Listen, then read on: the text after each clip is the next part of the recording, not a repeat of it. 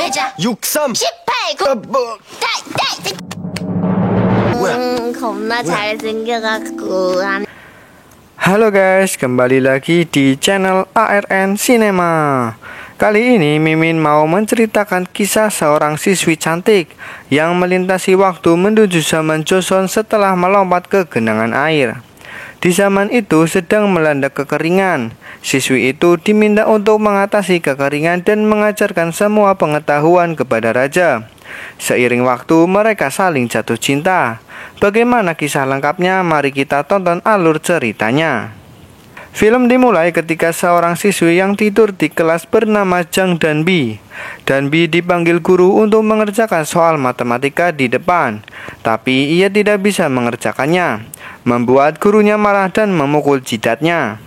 장단비 Lalu Danbi menghitung tetesan air untuk waktu jam pulang.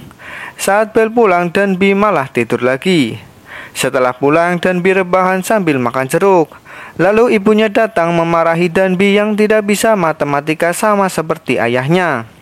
Ibunya menonton drama sejarah membuat Danbi kesal. Ibunya terus mengoceh tentang kekurangan Danbi. Saat Danbi ke kamar, ibunya bertanya sebenarnya apa yang kau sukai.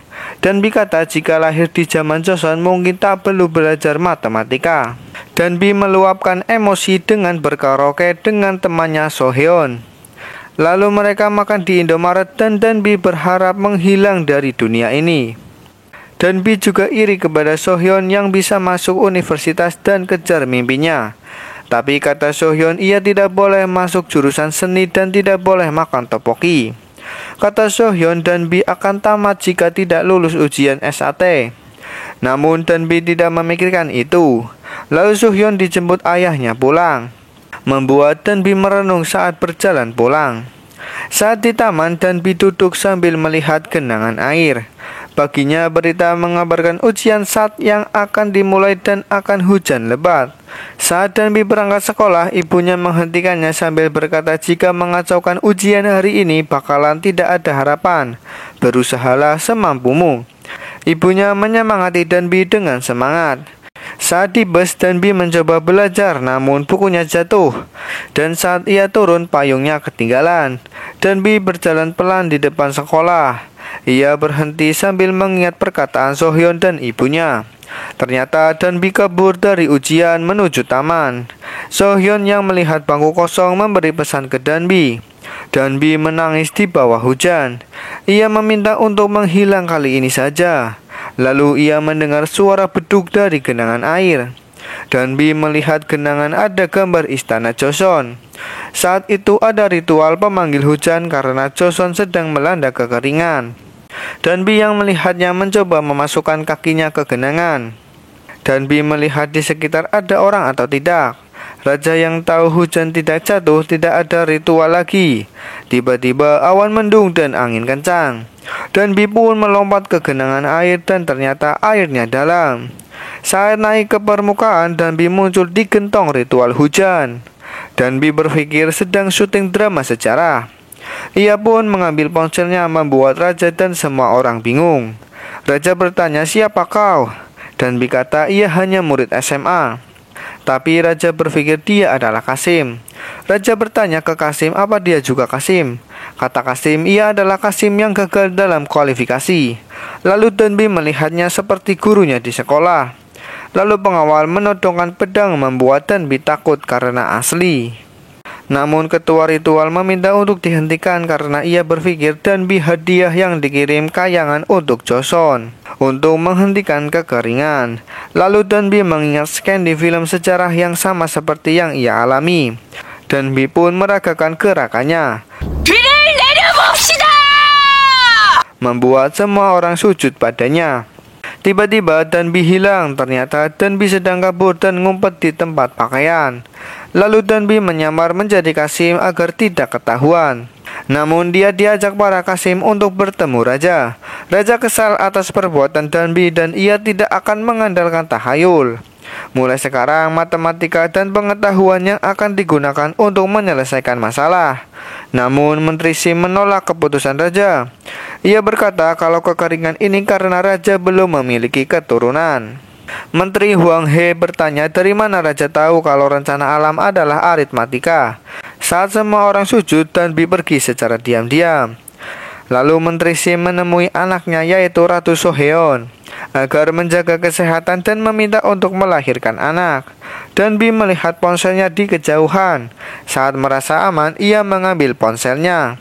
Namun dilihat oleh seseorang. Di sisi lain, raja memarahi para bawahannya yang tidak bisa membuktikan teorema Pitagoras dan soal aritmatika. Lalu Pak Yon datang namun dimarahi oleh Choi Manri. Namun raja membiarkannya. Pak Yon membawa Dan Bi bertemu raja. Dan Bi tidak percaya kalau ia berada di zaman Joseon dan berpikir akan kembali saat hujan tiba. Raja memberitahu hujan terakhir 3 tahun lalu membuat Dan Bi terkejut. 3년이요? Raja bertanya, kau dari dinasti Ming? Karena rambut dan penampilannya aneh, dan bertanya hujan di sini sebetulnya apa. Dan Bi merengek menjelaskan kalau ia cuma anak SMA yang datang dari masa depan. Lalu raja kaget dengan flash kamera HP. Dan Bi mengambilnya dan mematikan HP agar hemat baterainya. Pak Yon menyarankan untuk menebas salah satu lengannya. 저 미래에 썼어요. 저 모르는 게 없어요. 저 다 물어보세요. 국산 선생님!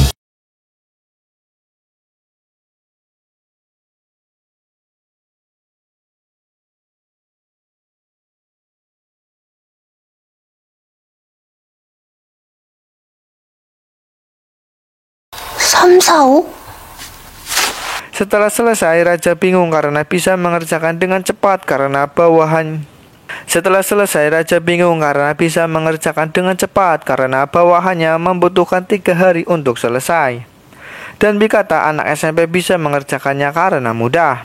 Raja pun meminta Dan Bi untuk mengajarinya semua kemampuan aritmatika dan akan mengampuni kesalahannya.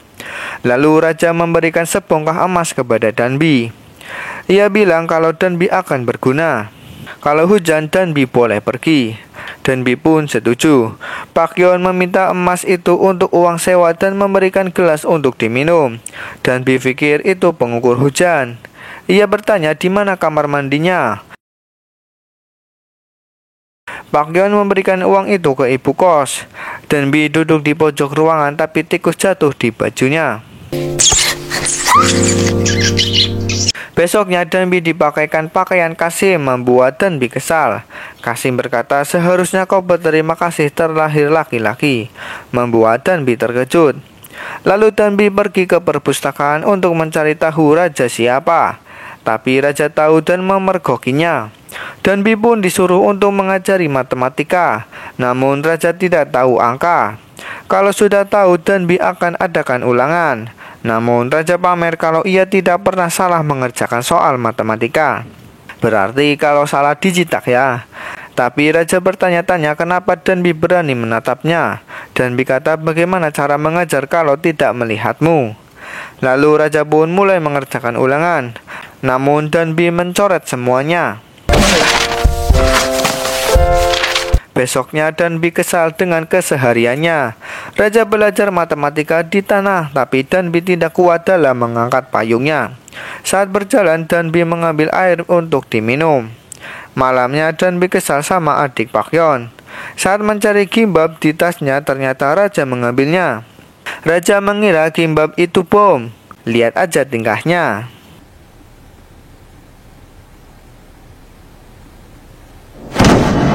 Saat kasih masuk, raja kesal dan melempar bola.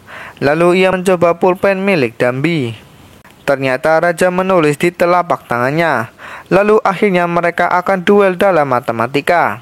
외자 4구 36 9구단을 왜 Saat raja kalah, Dan Bi menjitaknya, membuat Pak Yon dan Kasim marah. 괜찮으신 겁니까? Tapi raja tersenyum dan melanjutkannya.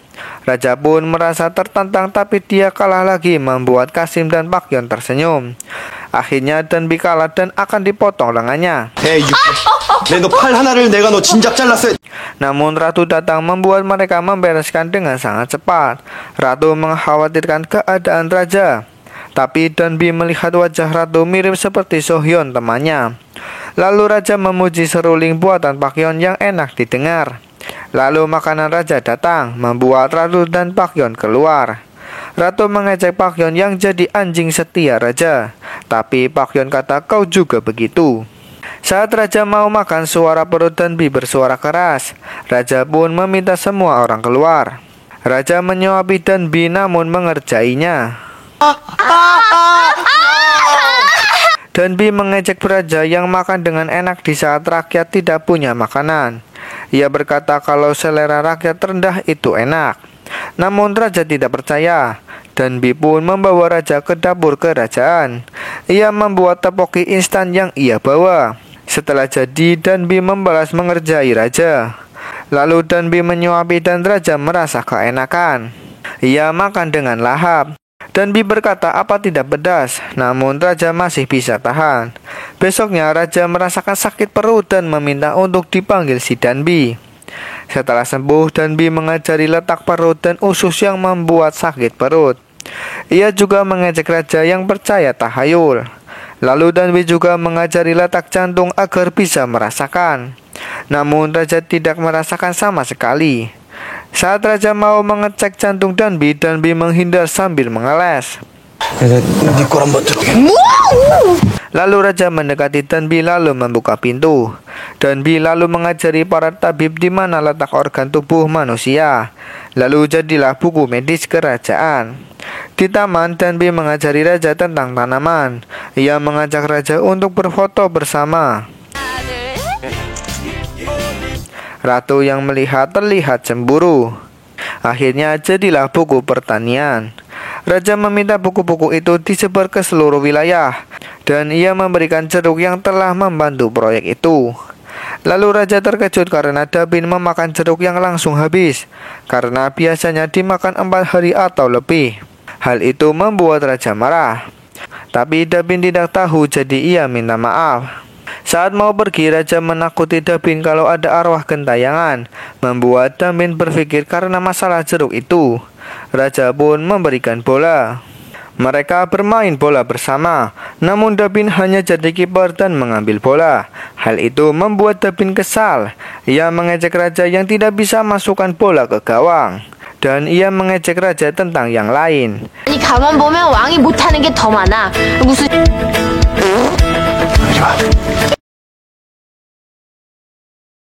Mendengar suara dada Dabin, raja berkata, beraninya kau menipuku. Ternyata raja ingin jeruk yang Dabin curi. Lalu raja ingin pergi menyamar dan meminta Dabin untuk jangan pergi terlebih dahulu. Raja pun ganti baju untuk menyamar. Di sisi lain, Dabin menggambar muka di jeruk. Lalu saat bercermin, raja tiba-tiba jantungnya berdetup kencang. Ia mengingat perkataan Dabin. Dabin yang lama menunggu dijemput Pakyon untuk pulang. Baginya Menteri Si memberitahu ratu kalau ia sudah mempersiapkan hidangan raja yang sudah dikasih bubuk perangsang. Namun yang makan adalah Dabin. Raja mengeles tadi malam ada janji jadi tidak ke sana. Dabin memasukkan jeruk yang ia gambar ke bajunya. Malamnya ratu pergi menemui raja. Dabin mengajari matematika, namun raja melamun melihat Dabin. Lalu ratu sampai di kamar raja. Ia ingin raja berhenti belajar dulu dan mulai membuka handboknya. Raja bertanya ada apa. Namun saat membuka bajunya, raja memakaikan lagi. Ratu memeluknya karena kesepian, tapi raja ingin ratu menatap matanya. Raja kata jangan paksakan diri. Tiba-tiba Dabin berjalan ke arah mereka dengan sempoyongan. Namun raja mencoba membangunkan Dabin, membuat ratu terkejut karena Dabin yang makan. Ratu pun keluar dari kamar. Dabin melihat raja mencoba menciumnya, namun raja menutup mulutnya, membuat ratu terhenti sejenak. 난 좀 좋아졌다. 편사 우리 Melihat Dabin sedang tertidur, raja ingin menciumnya, namun tidak jadi. Ia membawa Dabin di kursinya agar nyaman. Paginya Dabin terbangun. Raja ingin mengantarnya pulang. Di perjalanan, raja menawarkan Dabin posisi di pemerintah dan kuda jika keinginannya terpenuhi. Namun Dabin tidak ingin karena ia juga tidak bisa menunggang kuda dan akan kembali saat hujan turun. Raja berterima kasih karena Dabin membantunya selama ini. Raja pun ingin menjadikan Dabin temannya. Jangan menganggapnya raja. Dabin pun mengiyakannya. Saat raja mau pergi, Dabin memberikan jeruk yang digambarnya. Huang He dan Menteri Si membahas tentang eksekusi Dabin. Para prajurit membawa Dabin yang sedang di rumah. Ia pun dibawa ke halaman istana. Saat raja dan yang lain rapat, Pak Yon membawakan wadah pengukur hujan yang dibuat oleh Dabin. Raja memuji atas apa yang dilakukan Dabin, karena Menteri Sim protes atas pembuatan pengukur hujan yang sedang kekeringan. Raja mengatakan tentang keluh kesah rakyat yang sedang sengsara. Lalu Huang He menyarankan untuk menguji kemampuan Dabin dulu, untuk mempersiapkan hujan setelah kemarau panjang. Pak Yon pun menolong Dabin yang sedang dihukum. Saat raja berjalan keluar, ia tidak percaya atas perkataan Huang He. Malamnya Dabin curhat, apakah aku akan dibunuh? Pak Yon kata sangat wajar jika sudah tidak diperlukan. Dabin meminta bantuan ke Pak Yon, namun ia tolak, jadi Dabin memohon. Paginya Pak Yon dan Dabin membuat alat pengukur hujan. Di sisi lain, raja tidak nafsu makan. Dabin mulai menulis di bukunya. Malamnya Dabin tertidur dan raja menemuinya. Raja memegang rambutnya sambil melihatnya. Saat terbangun, Dabin melihat HP-nya ada di situ dan melihat gambar yang sama seperti jeruk. Raja dan Dabin pun melihat bulan. Namun Dabin mimisan membuat ia menyumpal dengan kertas. Di sisi lain, Pak Yon melihat jaket Dabin yang bertulis love. Dabin mencoba menulis namun salah terus. Paginya raja bermain bola sendiri. Ia mengingat tentang Dabin. Akhirnya raja bisa memasukkan bola itu ke gawang dan Dabin juga mendapatkan jawabannya. Tiba-tiba hujan turun. Raja berlari ke rumah Dabin di bawah hujan deras. Dabin melihat genangan air dan mencoba memasukkan kakinya. Saat tiba di sana, raja tidak melihat Dabin ada di situ. Ternyata Dabin sedang mempersiapkan alatnya. Raja pun datang menemuinya. Dabin menangis sambil menjelaskan kalau ia sebenarnya tidak berbakat, tapi kali ini ia berusaha yang terbaik. Ia berkata dalam matematika ia payah. Raja pun bilang tidak apa-apa. Raja memeluk Dabin dengan erat. Dabin pun juga memeluk dengan erat. Raja lalu ingin Dabin pergi ke dinasti Ming lewat perahu, namun Dabin tidak mau pergi. Tapi Pak Yon datang dan membawa Dabin menggunakan kuda. Saat itu Pak Yon disuruh Choi Mandri kalau ia harus membunuh Dabin. Saat mengambil air, tiba-tiba Pak Yon menodongkan pedangnya. Di sisi lain, ratu masuk ke kamar raja dan melihat jeruk yang dikasih oleh Dabin. Ternyata Pak Yon hanya memperingatkan jangan minum airnya. Saat memeluk Dabin, Pak Yon sudah menduga Dabin perempuan. Ia mengetahui saat adiknya memanggilnya Nuna. Dabin kata sepertinya Pak Yon orang baik, namun ia menusuknya. Di sisi lain, mantri memberitahu apa yang ditemukan dengan Pak Yon. Raja pun mengejar Dabin dan ratu juga berlari. Ternyata ada musuh di belakang Dabin sehingga Pak Yon menusuknya. Karena banyak musuh, Dabin disuruh untuk pergi terlebih dahulu. Pak Yon menyerang para musuh dengan kater yang diberi Dabin. Dabin mulai bisa menunggangi kuda. Setibanya di pertigaan, ia mengingat kalau Joseon menjadikan matahari waktu. Lalu ia membuka kompas di HP-nya dan mulai berjalan. Di sisi lain, ratu bertemu Pak Yon yang berjalan sendirian. Ratu yang melihatnya terluka dibuat kesal dan menamparnya karena ia sangat khawatir dengan Pak Yon. Namun karena ratu datang sendirian bahkan membuat kakinya terluka, ia pun langsung membawanya pergi. Dan Bi pun sampai di sebuah pantai termasuk raja yang sampai di sana. Sehingga ia akhirnya bertemu dengan raja dan raja langsung mencium Dan Bi. Sekian kembali ke Pak Yon dan ratu yang dimana Pak Yon merupakan seorang musisi. Bahkan Pak Yon merupakan cinta pertama dari ratu ketika mereka masih kecil. Namun karena Pak Yon bukan anggota kerajaan melainkan rakyat biasa, ia pun tidak bisa bersama dengan ratu. Kembali ke Dan Bi dengan raja yang dimana ia berbincang-bincang yang ditemani oleh api unggun sambil memandangi pindahnya bintang-bintang di langit. Raja pun menulis kata love di telapak tangan Dan Bi sehingga Dan Bi dibuat salting. Ia mencintai raja juga yang padahal raja tidak tahu artinya. Sehingga Dan Bi memberitahu bahwa love artinya cinta. Alhasil raja pun dibuat salting juga karena hal tersebut. Sedangkan Pak Yeon dan Ratu pun meminta Pak Yeon untuk fokus ke dunia musik. Tapi entah kenapa Pak Yeon kesal akan perkataan Ratu, bahkan sampai menghancurkan alat musiknya sendiri.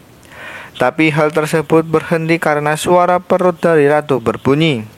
Kembali ke Danbi dengan Raja, yang dimana ia pun memberikan Raja permen coklat karena hal tersebut bisa menghilangkan stres. Raja pun memberitahu bahwa ia sangat ingin namanya membuat abjad sendiri untuk rakyatnya, agar rakyatnya bisa lebih pintar. Danbi mengingat akan sejarah yang pernah ia baca, bahkan gambar mata uang 10.000 won adalah muka dari Raja. Namun Raja malah GR yang membuatnya kagum. Orang yang bersejarah ada di depan matanya dan akan mewujudkan impian dari Raja. Bahkan Raja dibuat terkejut karena rasa permen coklatnya sangat lezat. Kembali ke Pak Yeon dan Ratu, yang dimana Pak Yeon memasak ayam yang ia beri nama fried chicken. Raja pun dibuat bingung dengan isi tas dari Danbi yang penuh dengan barang-barang, sehingga Danbi teringat akan ibunya dan menangis karena ia sangat rindu. Terlebih lagi sebelum itu ibunya menaruh harapan agar Danbi bisa menyelesaikan ujiannya. Alhasil karena Raja melihat Danbi yang menangis, ia pun langsung menciumnya. Begitupun dengan Ratu, ia pun melukis sungai. Pengawal menyimpan lukisan yang dibikin oleh Ratu. Hingga keesokan harinya, Danbi yang ingin membasuh muka mengingat akan masalah apa yang terjadi di desa kalau lumut yang membuat airnya terhambat. Jadi jika mereka menghilangkan lumutnya, maka perhitungannya akan benar.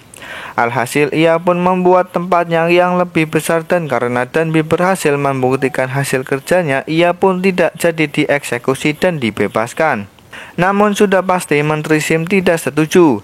Namun mereka semua setuju akan keputusan Raja yang membuatnya kesal. Danbi dan Raja pun memulai kehidupan mereka yang makin dekat, sehingga di saat ia menjelaskan planet tata surya, Danbi melepas ikatan rambutnya yang makin membuat Demek yang tidak ngotak.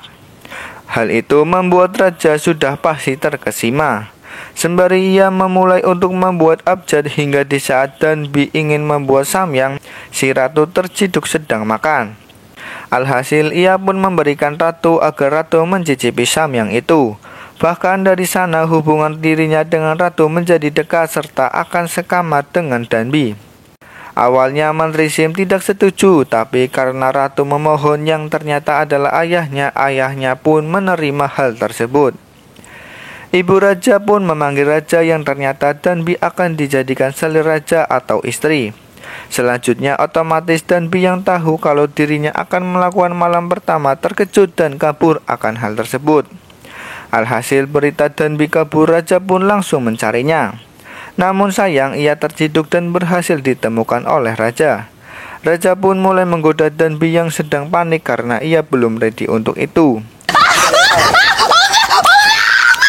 Raja pun sudah tahu bahwa Danbi adalah seorang wanita dan alasan ia diam karena ia ingin tetap bersama dengan Danbi. Bahkan ia tidak bisa menolak akan ibunya yang ingin Danbi jadi selir, yang padahal emang rajanya aja yang mau. Hingga di malam harinya mereka pun tidur, tapi ada dinding di antara mereka.